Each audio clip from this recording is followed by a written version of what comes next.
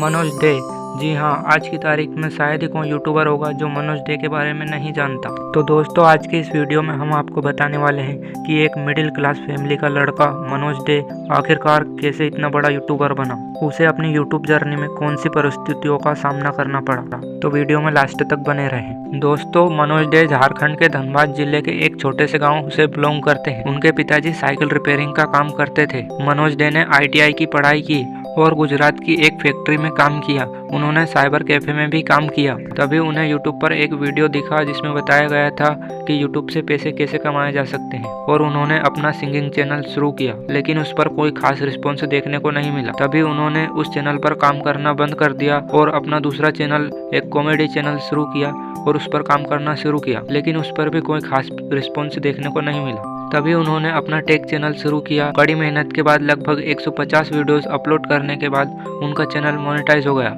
आपकी जानकारी के लिए बता दें कि मनोज डे जिस गांव में रहते थे, उस गांव में लोग यूट्यूब के बारे में कुछ भी नहीं जानते थे। लोगों को बस इतना पता था कि यूट्यूब पर वीडियोस आते हैं और वो वीडियोस को देखते हैं। उनको ये भी नहीं पता था कि यूट्यूब पर वीडियो आते कहाँ से। बाकी सब लोगों की तरह मनोज डे भी ओनली एक व्यूअर थे जो वीडियोस देखते थे। आज की तारीख में मनोज भाई के चैनल पर लगभग 1600 वीडियोस और 6.5 मिलियन के आसपास सब्सक्राइबर हैं। उन्होंने अपनी यूट्यूब जर्नी में बहुत कुछ सीखा। उन्होंने यूट्यूब से बहुत सारे पैसे भी कमाए और अपने बहुत सारे शौक पूरे किए। उन्होंने सबसे पहले अपने लिए कार खरीदी और एक अच्छा सा घर बनाया। दोस्तों, यूट्यूब पर डिकोडिंग YT करके एक यूट्यूब चैनल है। अगर आप उसके बारे में भी जानना चाहते हैं कि आखिरकार कैसे उसने ओनली 7 वीडियो से यूट्यूब पर 1 लाख से भी ज़्यादा सब्सक्राइबर गेन कर लिए, तो कमेंट करके ज़रूर बताना। अब तुम लोग गलती से अगर नए हो तो सब्सक्राइब करो। वो जो लाल वाला बटन है उस पर अपने जीजा जी फेंक के मारो या फूफा जी, मुझे नहीं पता, बस क्लिक हो जाना चाहिए। अब मैं भी जा रहा हूं, मुझे मुठिया पेलने जाना है। बाय। तो दोस्तों, मेरा जन्म हुआ झारखंड राज्य के धनबाद जिले में एक छोटे से गांव में, ठीक है। और मेरे पापा जो है साइकिल रिपेयरिंग का काम करते थे, जैसे कि मैंने स्टार्टिंग में बताया। तो उनका रोजाना का जो इनकम था वो 250 रुपये हुआ करता था। और मेरा सिर्फ हम लोगों का एक ही घर था, जो कि कच्चा मकान उसको बोलते हैं, मिट्टी का घर, जिसमें खपरा हुआ करता था। उसी घर में मेरे फैमिली में मेरे दादी, मेरी 2 बहन, मैं, मम्मी, पापा, 6 लोग रहते थे। दोस्तों, वो घर इतना ज्यादा मतलब कि खराब स्थिति में था कि जब बरसात के दिनों में पानी गिरता था ना, तो उसमें पानी चूता था, ठीक है। और उसी घर में हम लोग रहते थे कि मिट्टी का चूल्हा हुआ करता था, जिसमें मम्मी खाना पकाती थी और उसी में हम लोग रहते थे। पढ़ाई भी उसी में करना है, सोना भी उसी में है, खाना भी उसी में है। तो बहुत ज्यादा दयनीय स्थिति था, परिस्थिति बहुत ही ज्यादा खराब था, एक तरह से आप लोग बोल सकते हो। तो जैसा कि मैंने बताया कि मेरे पापा तो 250 रुपये पर डे कमाते थे, तो उनका उतना हैसियत नहीं था कि वो एक अच्छे स्कूल में मुझे पढ़ा सके। तो मुझे उन्होंने जो एक सरकारी स्कूल में ही एडमिशन करवा दिया, जहाँ पर कोई भी पैसा वगैरह नहीं लगता था। तो सरकारी स्कूल का जो पढ़ाई होता है वो आप लोगों को पता ही होगा भली भांति, कि वहाँ के जो टीचर्स है वो भी उतना ध्यान नहीं देते और बच्चे भी उसी किस्म के होते हैं। मैं भी कुछ उसी प्रकार का था, मुझे भी नहीं पता था कि पढ़ाई लिखाई करके आगे क्या इसका अहमियत है। तो फिर पापा ने मुझे काफ़ी ज़्यादा जो है समझाया कि पढ़ाई लिखाई करके आप लाइफ में बहुत कुछ अच्छा कर सकते हो। तो मैंने पढ़ाई में भी ध्यान देना उस टाइम से शुरू किया कि नई जिंदगी में कुछ अच्छा करना है।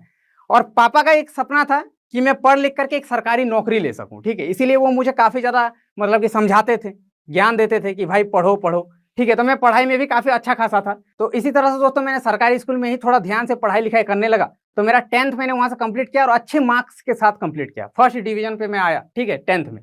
तो पापा खुश होकर के मुझे एक कंप्यूटर गिफ्ट करते हैं। लेकिन वो कंप्यूटर ऐसे ही नहीं आता, काफ़ी उसमें मशक्कत करना पड़ता है, क्योंकि मेरे पापा 10-12 हज़ार का वो कंप्यूटर साइज आया था ऐसे 4 साल पहले। वो पैसे मेरे पापा जो है अकेले नहीं दे पाए।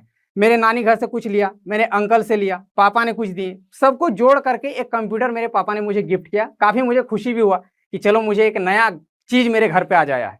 उसके बाद क्या हुआ दोस्तों कि इंटर करने की जब बात आई, तो मैंने एक सरकारी कॉलेज से फिर इंटर कंप्लीट किया। अब इंटर कंप्लीट करने के बाद दोस्तों, यहाँ पर बात आता है कि अब मुझे क्या करना लाइफ में। तो मुझे तो ऐसा फील हो रहा था कि मैं डिप्लोमा या फिर बीटेक करूं, लेकिन मेरे पापा को उतना हैसियत नहीं था। तो पापा ने कहा कि तुम ITI कर लो, क्योंकि ITI में उतना खर्च नहीं होता, मतलब कम पैसे में आप ITI कंप्लीट कर सकते हो। तो ITI में एडमिशन लेने के टाइम दोस्तों पता चला कि 15,000 रुपये वहाँ पर चाहिए एडमिशन के टाइम पे। अब वो 15,000 रुपये मेरे पापा के लिए बहुत बड़ी बात थी, क्योंकि आप समझ सकते हो पर डे अगर जो 250 रुपये कमा रहे हैं, वो 15,000 रुपये कहाँ से मतलब अचानक से दे एक बार में। अब तुम लोग गलती से अगर नए हो तो सब्सक्राइब करो। वो जो लाल वाला बटन है उस पर अपने जीजा जी फेंक के मारो या फूफा जी, मुझे नहीं पता, बस क्लिक हो जाना चाहिए। अब मैं भी जा रहा हूं, मुझे मुठिया पेलने जाना है। बाय।